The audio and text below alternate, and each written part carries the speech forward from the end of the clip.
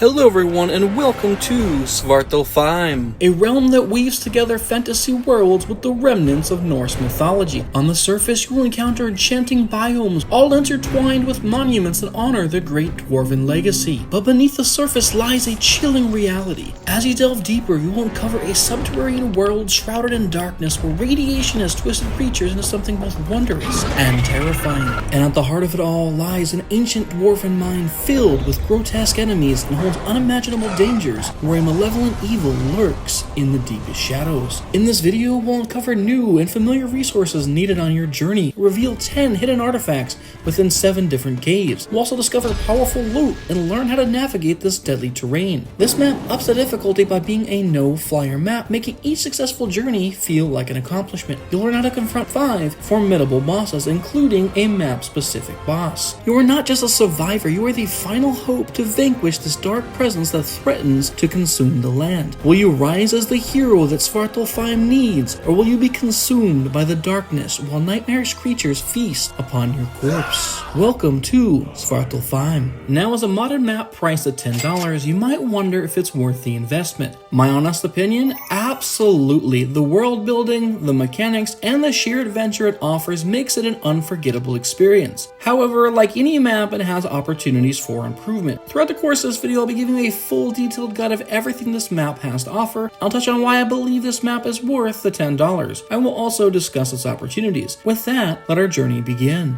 In order to survive on Svartalfheim, you must first understand its geography and its biomes. First is the simplest. The eastern side of the map is covered in water. There are no artifact caves found throughout the ocean, however, you will find that this ocean is brimming with life. It is quite densely populated.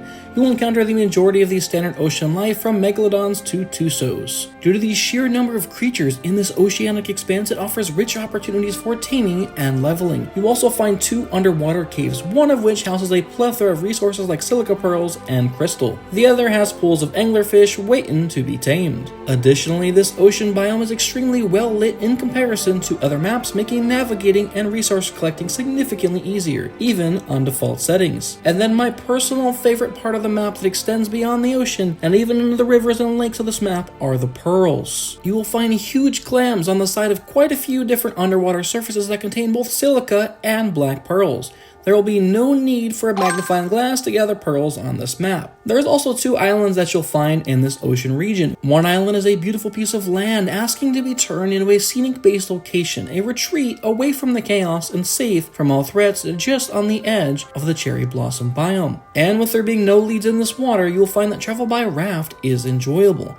The other island, however, is far from peaceful. It is home to a group of dwarven warriors. These warriors are not to be taken lightly. They are standard creature levels, but they can quickly overwhelm you with their sheer numbers, and you will find that some of them can even summon direwolves. However, should you venture here and take out these warriors, you'll have the opportunity to raid their belongings. Place C4 on the main gate and blow it off to grant yourself access. Inside, you'll find a loot crate that respawns over time. Then in the north, you will notice a lagoon. At the edge of the water, you will discover an abandoned dwarven village. But don't let your guard down. Just slightly farther inland is the entrance to the dwarven keep and many dwarven soldiers. We will discuss this specific area and the keep in greater detail later in the video. Now, if you've played this map before, you may also know that all 4 spawns for this map are right near the edge of the water, with it categorizing the northern spawns as the most difficult. Along the beach and near the spawns, you will find rotting corpses of washed up sea creatures. When harvested, they drop oil, spoiled meat, and hide. You'll also find on the northern half of the map, just south of the lagoon, is the entrance to an artifact cave. Lastly, in the farthest north spawn is the cherry blossom biome. The main reason this area is deemed difficult is because it borders the snow biome. However, oftentimes you will not find many threats here, and you can just appreciate the beauty that this biome offers. Now, the next region is the volcanic region located in the southern part of the map, just above where the easiest spawn is located. In this region, you will find lava flowing throughout, making the temperature skyrocket and making traversal far more difficult. You'll find creatures like scorpions, mantis, and other aggressive carnivores in the area. You also find that they do end up killing themselves a lot as they just travel through the lava and take quite a bit of damage in doing so. You will also find jug bugs that can help save you in a pinch if you start to get dehydrated. There are also decaying corpses of death worms, and upon harvesting they will drop death worm horns that can be used to tame mantises. You could also use them for crafting, but with there being woolly rhinos on the map, these death worm horns are best used for taming. Then on the opposite side of the map, on the northern side, is the snow biome. Temperatures plummet, so ensure that you come prepared, and if need be, bring an otter for extra temperature control. This biome is home to many different resource-rich areas. However, they are often guarded by powerful creatures. In this biome, you will find the usual snow creatures such as Eutyrannuses, mammoths, megatheriums, and direwolves. You will also find vastly large quantities of penguins. They clearly have a little bit too much downtime, if you know what I mean, because the small frozen lakes here have dozens, if not hundreds of penguins in close proximity. They're basically asking to be hunted. Now, speaking of being hunted, on the opposite side of the map in the southwest is another small snow biome. There are two primary points of interest here. The first is the Dwarven Fort. This one is far more challenging than the fort on the island. Nearly every dwarf here summons a wolf, meaning within seconds you can go from being alive to fighting 20 dwarfs and 20 wolves at the exact same time. You will definitely want to ease your way into this battle. The only sad part is that this fort is void of treasure. On the few runs I've made through this fort, there's been no loot crate spawn, so honestly it may not even be worth it, unless you just feel up to the challenge or want to end someone's life just to assert your dominance. You will also find a few different lakes below each waterfall that houses plenty of penguins, so you'll have access to organic polymer regardless of which side of the map that you're on. Now, hopping back up to the northern snow biome, you'll find that it houses a shortcut directly to the aberrant red zone, saving quite a bit of time for having to navigate through the other aberrant areas. If you are strong enough and adequately prepared, this could be a huge time saver. Also, you'll find that there is one artifact cave in this biome. Then, just below the snow biome, you will find the redwood forest. You can place tree platforms here to make a humble base or a great outpost utilizing zip lines. You can also find an abundance of giant bees. Now, the redwoods have always been a dangerous area, and this map is no different. Ensure that you come prepared to deal with lots of aggressive creatures, and always be wary of what's just out of sight in the canopy above. Now, unlike other redwood areas, this area is fairly flat, making traversal quite a bit easier.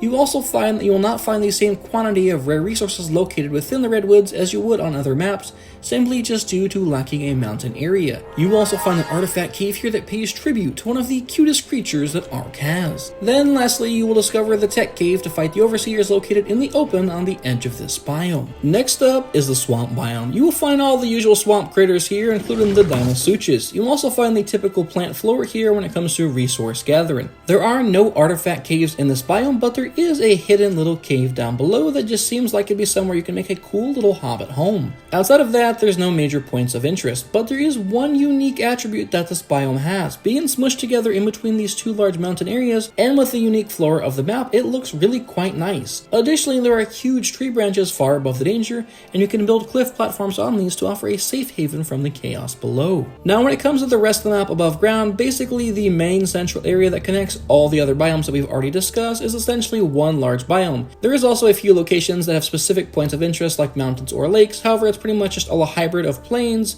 forest, and mountains, and basically they all have the exact same creatures for the most part. Now when it comes to underground, first there is the aberrant area, which is essentially a miniature version of aberration that comes with a green, blue, and red zone. In the green zone, the only real major concern here would be creatures. You'll encounter creatures like the basilisk, the bulldog, and the carcanos. Then when it comes to resources and points of interest, you will have gas veins, charge nodes, green gems, and all of the aberrant mushrooms. There are two entrances to the green zone from the surface. The first can be located in this location, and the second will be located here. Then when it comes to the blue zone, darkness is your worst enemy. If you walk into this area without a light pet, you will be attacked by Nameless, and if you don't deal with them quick enough, they will summon the Deadly Reaper King. Additionally, you will find other creatures such as the Megalosaurus, Ravagers, and Roll Rat. You can also find charge nodes and gas veins here as well. But what makes the blue zone special is the sheer density of metal spawns. Lastly, there is the red zone where literally everything wants to eat you. Additionally, you have to deal with the radiation. Now what makes the red zone special on this map is that you could find and tame Reaper Queens. You can also grab yourself a bunch of rock drake eggs from the trench that has the green hue. And being a non-story map, and a map with commonly high-level creature spawns, this will make for an excellent place to tame up some of the strongest creatures in Ark. You will also find that there is a direct entrance straight to the red zone from the surface. You can find the location of the surface located here. But there's another biome hidden deep within the map. This is the Dwarven Mines. You can get access to this location in a couple of different ways. There is one surface entrance that is a giant runic door. It'll automatically open when approached. Then there's also a cavern within the blue zone that will lead to this area as well.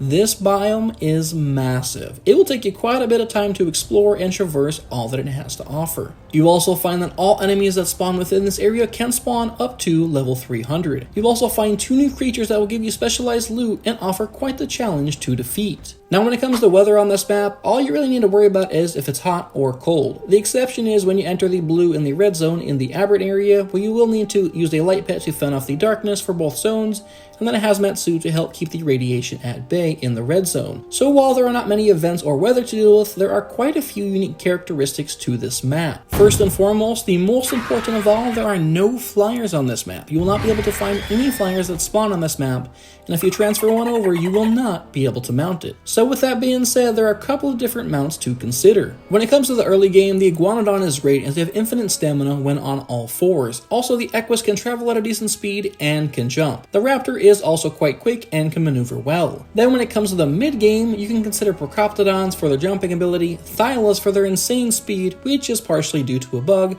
and their climbing prowess.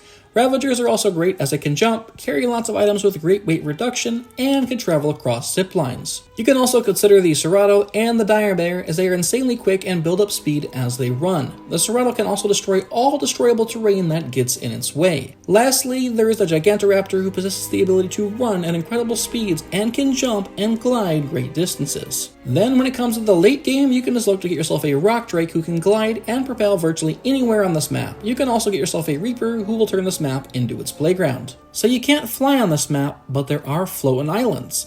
So essentially these islands are paradises above the chaos of the ground below. Each respective main island has a monument on the ground. All you need to do is walk over the plate at the monument and it will immediately teleport you to that island. This will work in reverse for quick and easy travel. Now what makes these islands great as a base location is that they are completely free of all threats and each island has a dedicated water source. Meaning you can easily build a base with a sustainable source of food and water without any issues. You will also notice that the map itself is designed to cater to no flyers. You will find that the terrain itself is fairly easy to traverse in comparison to other maps. And you will also find passes that run through mountains to save you time. These passes can be short and sweet, and others can be detailed and pay homage to the Dwarven race and even have hostile creatures inside. Then lastly is the Great Forges. Deep within the Dwarven Mines you will come to an area that pays respect to the map's creator, amongst others. Now, I won't be showcasing that as I figured it would just be fun to stumble upon on your own and experience it firsthand. But in that same area, you can also find ancient forges that need to be lit in order to craft specialized materials needed to take on the bosses. Alright, next up is loot. You will find that the standard supply drops that drop from the sky are plentiful and can really have great loot, even Ascended long neck rifles. The drops on this map have a unique dwarven style, and once you've opened them, they have a unique animation as well. Then you can also find deep sea loot crates, which are fairly easy to see and were pretty common as I explored. Then lastly, for drops, you will have cave loot crates. They can be located in all of their respective caves as well as in the aberrant area. You also get loot from defeating the map's version of alphas, which are referred to as the berserker creatures. Again, I will go into more detail regarding these specific creatures at a later point in time. Also, at this point in time, since I don't know where else to mention it, let's talk about the charge stations in the aberrant area. When it comes to transferring creatures or items, you can use the charge stations in the aberrant area. You can go through and use these to craft element as well. You can also transfer from the obelisk if you so choose. Also, if you are enjoying the video so far, then please consider leaving a like and subscribing for future Ark content. Next up is resources. You will find stone and flint all throughout the map, but you will notice that there are quite a few rocks that look different than the basic sandstone that we're all used to, which is a welcome change. Then when it comes to wood and thatch, you can garner that from basically any of the trees on the map. Some of the areas are quite heavily populated and dense, and others are lightly populated, so do plan your harvesting routes accordingly. Also, a side note, you can find the fungal wood in the aberrant zones. Next up is metal. There are two primary types of metal nodes that you can find. Above ground, they are completely different than what they normally look like. They are painted a solid gold and are quite easy to spot amongst the rocks. Metal truly is not an issue on this map. You can find it virtually in every biome, and there are very few locations where it's scarce. Then when it comes to underground, specifically in the blue zone, you will see the aberrant-themed metal rocks, which have a blue hue and sometimes look like pillars. You can also get scrap metal from defeating the tech creatures found on this map. Then when it comes to crystal, you'll find that crystal nodes are scattered all throughout all of the biomes and near every single mountain. There's also quite a few nodes scattered across the cliffside just above where you spawn in along the beach. Next up is gems, which are located in their respective biomes. Green gems are in the green zone, blue gems in the blue zone, and red gems in the red zone. Then when it comes to silica pearls, oh my goodness, we all need to thank the mod creator for this one. There are a few deposits of normal silica pearls scattered throughout the map. Basically, they're kind of a pain in the butt to see. But there are loads of silica pearls throughout the map in their clam forms, making them extremely easy to spot. If you notice the clam has a white hue where its mouth is, then you're looking at silica pearls, and if it is a purple hue, then you're looking at a clam full of black pearls. The best part about all of this is that you can harvest them with your hands early on, and then later on you can harvest both the silica pearls and the black pearls with an anglerfish. Meaning this very well could be the very best map to attain both silica pearls and black pearls respectively, since their spawns are so dense. Now since we're in the water, let's look at biotoxin. You can harvest the jellies for biotoxin, and the arc ones are resistant to their stings, which makes them an excellent farmer for biotoxin. However, there's actually a better way to harvest it on this map, and it very well could be one of the best ways to get biotoxin, even better than the mushrooms on Aberration. There are blue flora all throughout the ocean region, and at the base of this flora are harvestable plants, and when harvested they drop biotoxin. Harvesting them by hand would take quite a while, but you can opt to use a sickle and expedite the process. Then there is oil, which can be found in the ocean and in many of the lakes for the map. Also, as mentioned earlier, the dead sea creatures at the beach can use some small amounts early on. However, the snow biome has the greatest supply. There is one place in particular in a hollowed out glacier that has an abundance of oil. Next up is organic polymer, which can be harvested from the mantis in the volcanic region or the massive amounts of penguins in either of these snow biome areas. They are mostly all in the lakes and underwater, so no need to try and scurry around to find one or two. You will find heaping amounts of them in the water. Also, if you are in the red zone within the aberrant area, you will find that there is flora that drops immense amount of organic polymer. Then when it comes to honey, you will find large spawns of giant bees in the redwoods, with some trees even having more than one hive. Additionally, these same trees can also be where you place down sap collectors to harvest sap. Then for cementing paste, you could craft it with stone and chitin, or you could set up an Alcatina farm to passively generate you some. Though the very best way on this map is through the use of beaver dams. You can actually find a giant beaver dam which can get you hundreds of cementing paste at one time. Then for rare mushrooms, you can get them from beaver dams, harvesting crystal, or from chopping down the mangrove trees in the swamp. Then rare flowers, you don't have many options. Usually they come from cattails or mountain shrubs, but I really couldn't find any. So your best bet would be to harvest the beaver dams. Then for congealed gas balls, place down a gas collector at any of the gas veins in the aberrant zone. And for plant species X seeds, go to the swamp, and for plant species Z seeds, look at the aberrant zone. Then for salt, you can harvest the salt nodes in the volcanic region and the bones laying directly on the ground. You can also harvest the cactus in the same region to get cactus sap. Then for sulfur, you want to head into the lava cave, which is actually the cave located there on the beach I mentioned earlier, where you find an abundance of sulfur. Then for element shards, you can actually find crystals that contain these within the mines and within the red aberrant zone. Lastly, for obsidian, which is one of the more rare resources on this map, you will find it located near the top of most mountains. Now let's discuss the caves and the artifacts. There are 7 artifact caves in total, with 3 caves that have 2 artifacts within.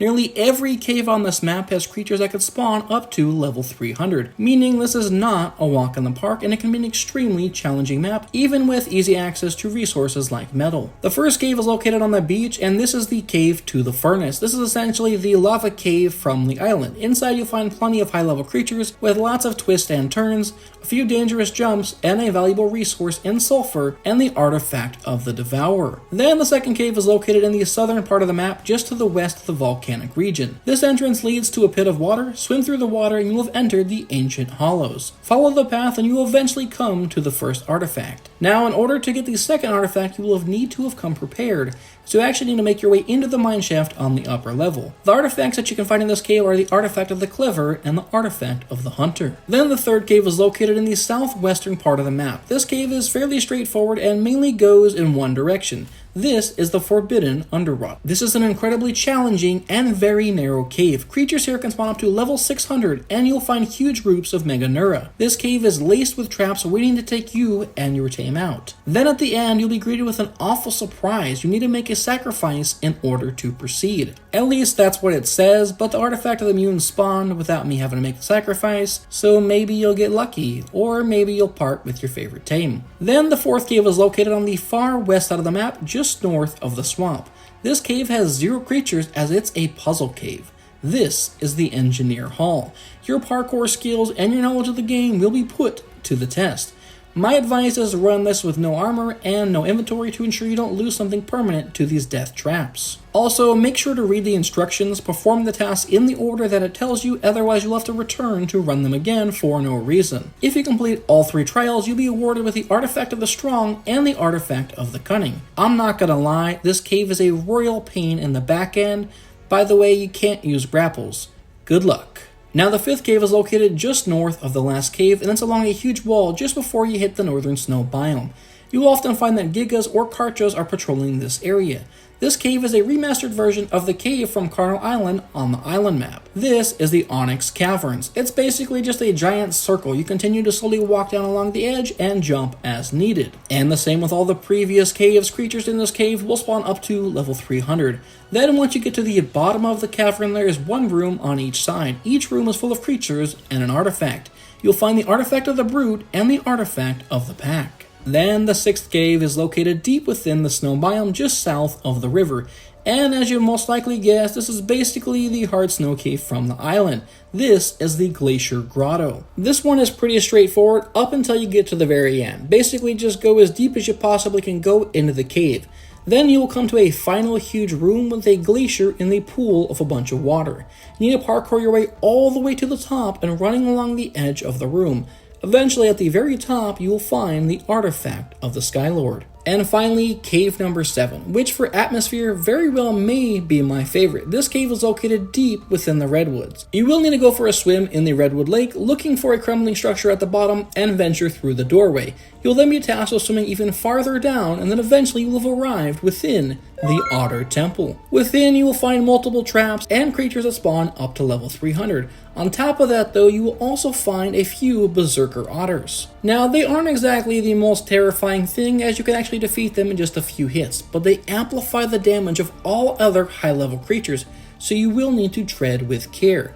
At the end of the cave, you will be awarded with the Artifact of the Massive. Then lastly is the Tech Cave. Once you go through and want to fight the Overseer, when you defeated all the other bosses, you will find that, as mentioned previously, just outside the Redwood Zone. Alright, now let's move on over to the creatures. You'll encounter most creatures that you'd find on the island and the Aberration maps. You will also find a few creatures from the Scorched Earth map and the Tech Dinos from Extinction. Again, you will not find any flyers of any kind. Now, in regards to creatures that are specific to this map, based on my testing, none of them are tameable. But first and foremost, we have the Dwarven Warriors, which can be found at their forts, guarding the entrance to the main Dwarven Hall, where the main forges are located, as well as a few that are scattered around the world, like in the Swamp Biome. Then you'll find the Nameless creatures, which are basically like juvenile reapers. They're located within the Dwarven mines, and there's about a dozen of them on the map at any given time. They drop the Unholy Remains, which is needed to summon the map-specific boss. Then there are the Cave Trolls, and typically you'll find 2 per room within the mines. There's also a couple of different rooms within the mines themselves. They also drop items for the forges and are used for summoning the boss. Then going back above ground, there is the Berserker creatures. They are this map's version of Alpha creatures. They have increased health and melee damage, and also increased damage of nearby wild creatures. So far, I have found 9 different Berserker creatures. There's the Rex, Carno, Raptor, Mosa, Meg, Theri, Thyla, Trike, and Otter. I'm guessing it follows the same rules as Alphas, where every time a creature spawns, there's a 5% chance that it will spawn in as a Berserker creature. Now moving on over to the bosses, there are 4 returning bosses. You will find all of the island bosses on this map: the Broodmother, the Megapithecus, the Dragon, and the Overseer. Then the map-specific boss, which summons both Cave Trolls and the Nameless creatures as its minions, and it is called the Bane of Thurduar. You don't need any artifacts to fight this boss, but you will need lots of different specific drops which you can get from the Trolls, the Nameless creatures, and the Berserker creatures. Now, I mentioned the main forges earlier, but this map actually has multiple locations with forges. I just don't want to take away every element of exploration from you, but just know that there's more than one place to craft the items needed for the main specific boss. Well, that's pretty much the guide and all the content that you get with this map. You can also download a free mod that gives you the Dwarven armor that you've seen me wearing throughout this video.